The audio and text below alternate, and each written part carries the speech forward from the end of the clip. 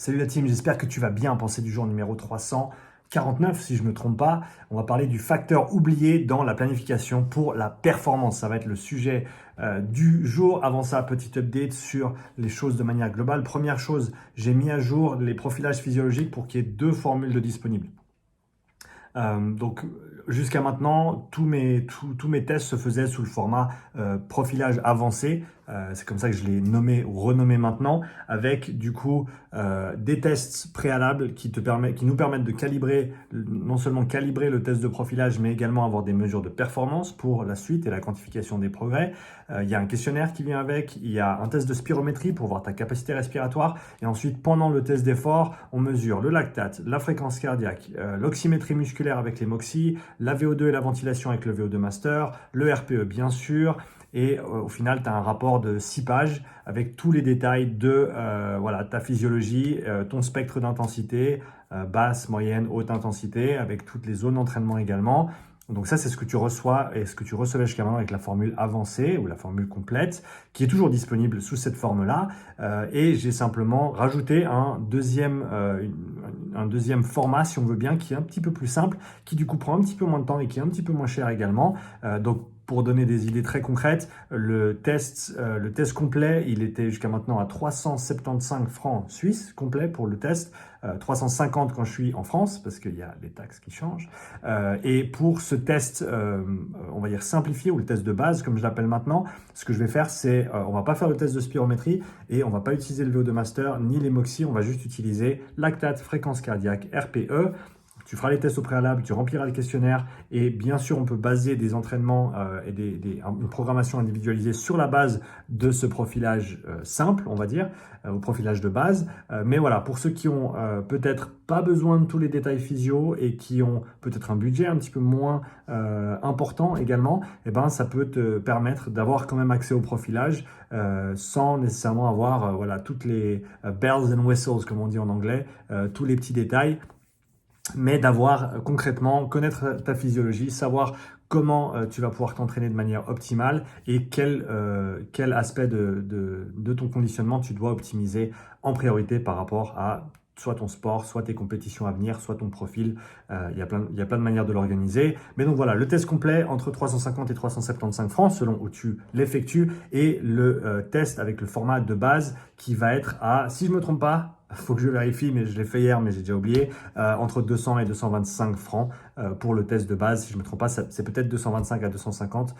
Je vais checker, mais voilà, ça te permet d'avoir quand même un rabais intéressant pour ceux qui veulent faire le test, mais qui veulent peut-être pas tous les détails et qui n'ont pas un budget illimité. Donc voilà pour la petite update là-dessus. Déplacement en Bretagne demain, vendredi. Long moment sur la route, donc je vais pouvoir écouter plein de podcasts, je me réjouis de ça.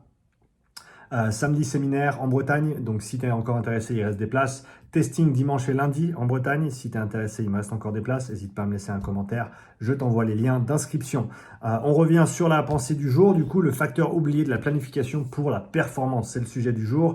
Et c'est un élément qui est extrêmement simple, mais qu'on oublie à mon avis trop souvent, auquel on ne pense pas quand on écrit un programme, c'est le facteur de confiance. Le facteur de confiance que l'on va pouvoir communiquer à l'athlète avec lequel on travaille, ou la personne avec laquelle on travaille. Encore une fois, ça c'est plus dans un esprit de performance, mais je pense que dans un esprit de santé, on peut avoir ce même focus et utiliser ce facteur de confiance, développer la confiance de la personne en ses propres capacités. D'accord ? Mettre quelqu'un en échec, et on en parlait hier avec David, c'était intéressant, mettre quelqu'un en échec, parfois ça fonctionne bien quand la personnalité de la personne répond à ce genre de stimulus, mais de manière générale, mettre les gens en confiance pour ensuite, quand ça devient très très dur, qu'ils sachent qu'ils peuvent le faire et qu'ils aient construit une base de win, si tu veux bien, qui fait qu'ils ne vont pas avoir de soucis avec cette barre qu'ils doivent passer, ou cet intervalle qu'ils doivent effectuer, ou ce WOD qu'ils doivent compléter. Donc je pense que le facteur confiance, il est très important. Et donc mettre les athlètes en confiance par rapport à ce que tu développes, par rapport aux capacités que tu développes, c'est toujours important. Et garder une petite marge de manœuvre par rapport à leur véritable potentiel à ce moment-là.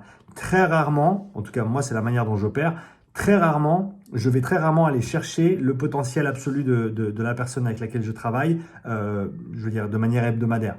Ok, il y a des moments, des pics de forme qu'on va atteindre et des pics d'entraînement et de fatigue et de volume et d'intensité qu'on va vouloir mettre en place afin d'optimiser bien sûr les performances à un moment X dans le temps. Mais de manière générale, on va tout le temps garder un petit peu de marge par rapport à ce qu'on sait que la personne peut faire, parce que les progrès vont être tout aussi importants si on calibre bien le travail. On n'a pas besoin d'être vraiment sur la limite à chaque fois, parce qu'encore une fois, si on est tout le temps sur la limite, eh ben, on risque peut-être de basculer un petit peu trop souvent du côté d'une no-rep, du côté d'un échec sur un entraînement, d'un échec sur un intervalle. Et ça, au niveau confiance, ça coûte beaucoup à l'athlète. Donc il faut considérer cet aspect charge mentale également, et se dire qu'à chaque fois que l'athlète peut mettre une petite coche, peut valider son entraînement et la compléter de manière complète du début à la fin, ou en tout cas dans la grande partie de son entraînement a été complétée avec succès par rapport aux objectifs qui étaient fixés, et ben voilà, t'accumules en fait, t'accumules de la confiance dans ce compte en banque de confiance, et au final quand tu as un échec ou quand tu as quelque chose de difficile devant toi, et ben tu as toute cette base de confiance qui va t'aider à mieux performer. Donc je pense que c'est quelque chose auquel on doit vraiment faire attention, et on doit considérer ça quand on écrit des programmes, quand on coach des gens. Il faut vraiment développer cette confiance. Des fois, bien sûr, il faut aller les challenger, des fois, il faut les mettre dans le dur, ça c'est certain. Bien sûr, on n'y échappe pas, mais il faut le faire au bon moment et il faut le faire avec la bonne base de préparation derrière. Dis-moi ce que tu penses par rapport à tout ça. Si tu as des questions, n'hésite pas à me laisser un commentaire. Si tu es intéressé par un test de profilage, que ce soit en Bretagne ce week-end, que ce soit en Suisse par la suite ou dans les parages, n'hésite pas à m'envoyer un message également. Je me ferai un plaisir de t'aider avec tout ça. Sur ce, je te dis merci et à bientôt pour la nouvelle pensée du jour. Ciao.